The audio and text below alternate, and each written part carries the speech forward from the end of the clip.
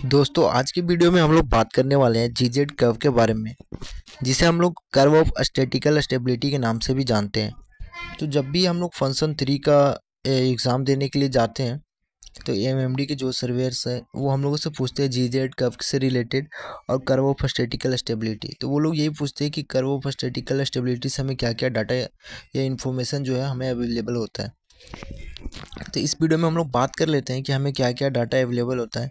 तो सबसे पहले एक ब्रीफिंग करते हैं हम लोग कि एंगल ऑफ हील और जो राइटिंग लीवर होता है जीजेड, उन दोनों के बीच का रिलेशंस को हम लोग जीजेड कर्व में एक कर्व ड्रॉ किया जाता है, जो कि रिलेशन होता है बिटवीन एंगल ऑफ हील जो कि एक्स एक्सिस पे है और वाई एक्सिस पे एंगल राइटिंग लीवर होता है, जिसे जीजेड के नाम से हम लोग कॉल करते हैं। अब इस वीडियो में हम लोग देखते हैं कि हमें इससे क्या क्या इन्फॉर्मेशन मिलता है। तो सबसे फर्स्ट पॉइंट पे लिखा हुआ है हमें रेंज ऑफ पॉजिटिव स्टेबिलिटी मिलती है। मतलब पॉजिटिव स्टेबिलिटी कहने का मतलब हुआ कि एक्स एक्सिस के ऊपर में जो भी रेंज होता है एंगल ऑफ हिल का, जो भी कर्व ड्रॉ किया गया है जो सिर्फ एक्स एक्सिस के ऊपर में हो, एक्स एक्सिस के नीचे में अगर ड्रॉ करते हैं तो वो कंसीडर नहीं होता है। सेकेंड है angle of vanishing stability, maximum value of GZ, initial GM और angle at which deck edge will emerge. तो ये 5 इन्फॉर्मेशन हमें कहाँ से मिलता है, इस कर्व ऑफ स्टैटिकल स्टेबिलिटी से। तो अब हम लोग सबसे फर्स्ट इनिशियल बात करते हैं जो कि लिखा हुआ था रेंज ऑफ पॉजिटिव स्टेबिलिटी के बारे में। तो हमने अभी डिस्कस किया कि रेंज ऑफ पॉजिटिव स्टेबिलिटी का मतलब होता है कि जो एक्स एक्सिस पे जो जितना भी एंगल ऑफ हील है सिर्फ उसी को हम लोग कंसिडर करते हैं। जैसे यहाँ 0 डिग्री से स्टार्ट हुआ और 90 डिग्री पे एंड हो रहा है, तो यहाँ पे जो रेंज है पॉजिटिव स्टेबिलिटी का वो 0 डिग्री टू 90 डिग्री है। अब हम लोग सेकेंड पॉइंट बात करते हैं एंगल ऑफ वेनिसिंग स्टेबिलिटी के बारे में। तो एंगल ऑफ वेनिसिंग स्टेबिलिटी करने का मतलब है कि जहाँ पे भी जो रेंज जो होता है पॉजिटिव स्टेबिलिटी का एंड करता है, जैसे यहाँ पे 90 डिग्री 90 डिग्री पे क्या हुआ, जो रेंज था पॉजिटिव स्टेबिलिटी का वो एंड हो गया, जिसके कारण यहाँ पे जो एंगल ऑफ वेनिसिंग स्टेबिलिटी होगा वो 90 डिग्री हम लोग कंसिडर करते हैं। फिर तो क्या है कि मैक्सिमम वैल्यू ऑफ जीजेड हमें कैसे मिलता है। तो किसी एंगल ऑफ हिल के लिए अगर इस कर्व पे अगर हम लोग ध्यान से देखते हैं तो मैक्सिमम वैल्यू ऑफ जो मैक्सिमम वैल्यू जो है इस कर्व पे हम लोग ध्यान से देखते हैं तो इस पॉइंट पे मैक्सिमम वैल्यू हम लोगों को मिल सकता है जीजेड का।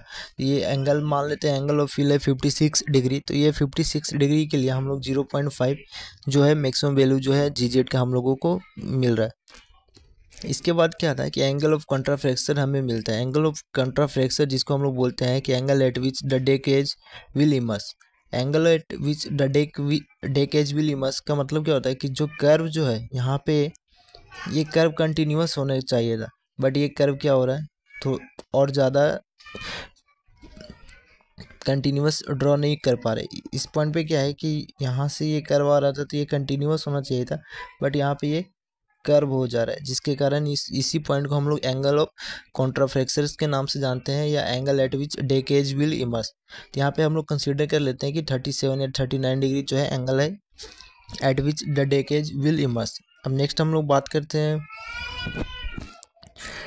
मैक्स इनिशियल जीएम के बारे में कि हम लोगों को इनिशियल जीएम कैसे मिलता है। तो उसके लिए हमें सबसे पहले ये जो 57.3 डिग्री जो कोई 1 रेडियन के बराबर होता है, एक हम लोग यहाँ पे लाइन ऐसे ड्रॉ करते हैं और उस लाइन पे इस कर्व से एक टेंजेंट खींचा जाता है और जो पॉइंट ऑफ इंटरसेक्शन है वहाँ से हम लोग एक वाई एक्सिस पे ड्रॉ करते हैं।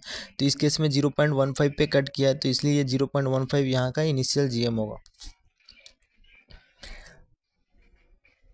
और हम लोग देखते हैं क्या रेंज ऑफ पॉजिटिव स्टेबिलिटी हमने बता दिया, angle of vanishing stability, maximum value of GZ, initial GM और angle at which deck edge will emerge, जिसे हम लोग एंगल ऑफ कॉन्ट्राफ्रैक्शन के नाम से भी जानते हैं।